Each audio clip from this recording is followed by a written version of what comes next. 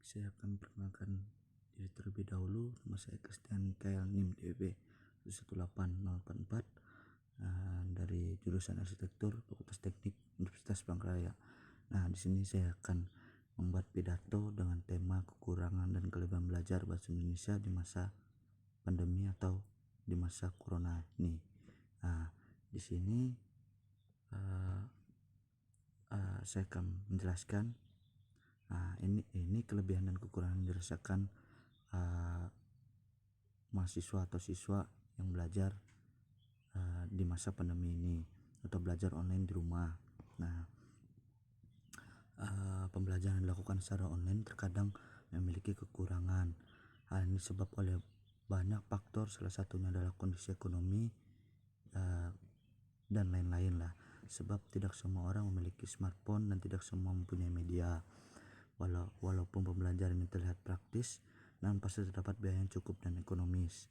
Selain khawatir dengan keterbatasan kuota internet, baterai juga dikhawatirkan karena apabila sedang menyimak pembelajaran lalu tiba-tiba baterai habis, kuota habis, itu justru akan menurunkan semangat belajar bagi mahasiswa atau siswa. Nah, terlebih lagi bila tidak mempunyai uang saku untuk membeli kuota, jangankan untuk menyimak, absen saja terkendala. Namun tidak serta-merta pembelajaran online ini memiliki sisi buruk, ada pula posisi baiknya. Nah, lebih dari itu di sini saya akan memberikan penjelasan mengenai apa saja kelebihan dan kekurangan dari belajar online. Nah, yang pertama mengenai kelebihan. Satu, yaitu tempat.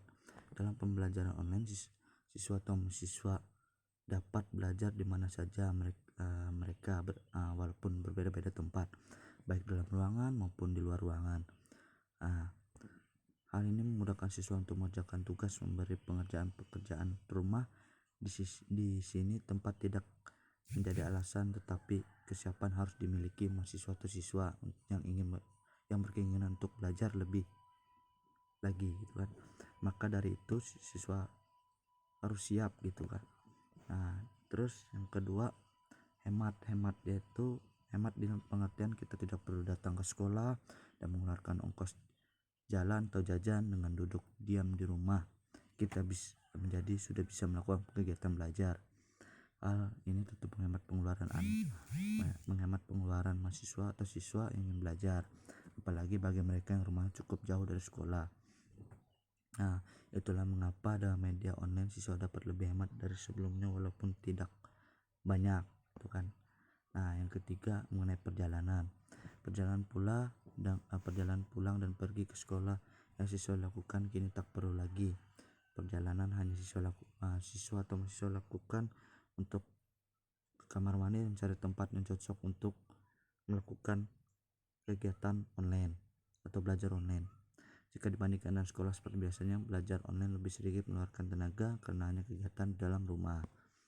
Selain itu, siswa atau mahasiswa juga bisa belajar sambil makan ataupun minum ataupun kegiatan yang itu juga tidak diperbolehkan di kelas.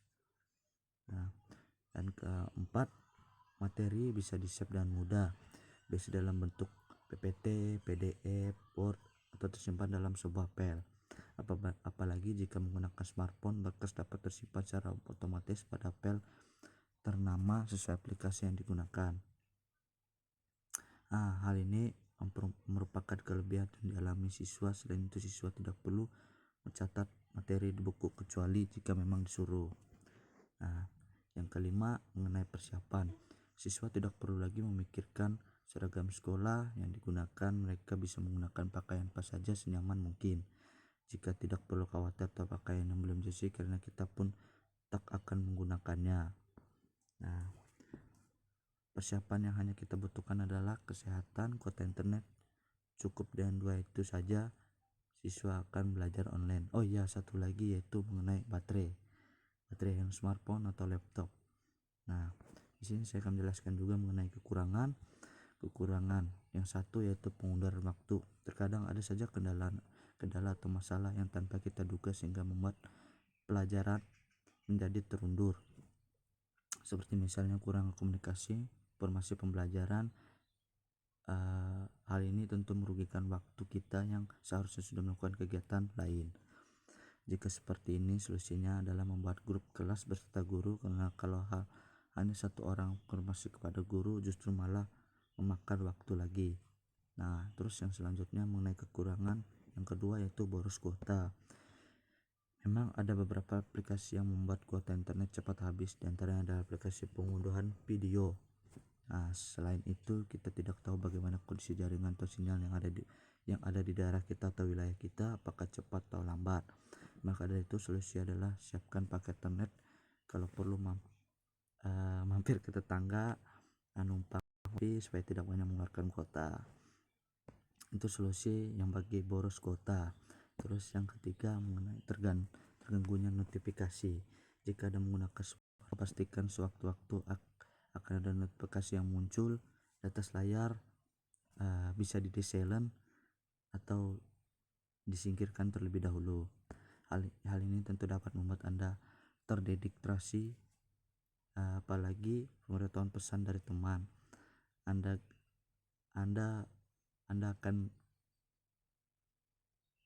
akan melihat notifikasi tersebut dibandingkan pada pembelajaran online tersebut.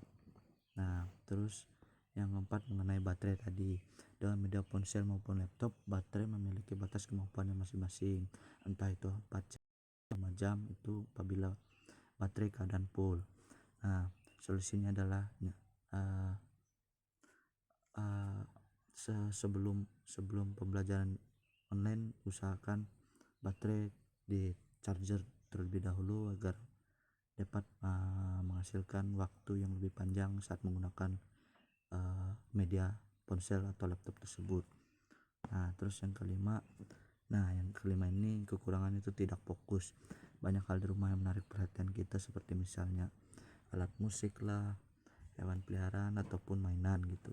Nah, tapi untuk mahasiswa tidak mungkin kan mainan akan menjadi tidak fokus sama pembelajaran online. Nah, mungkin pembelajaran online mungkin saja terganggu atau tidak fokus melalui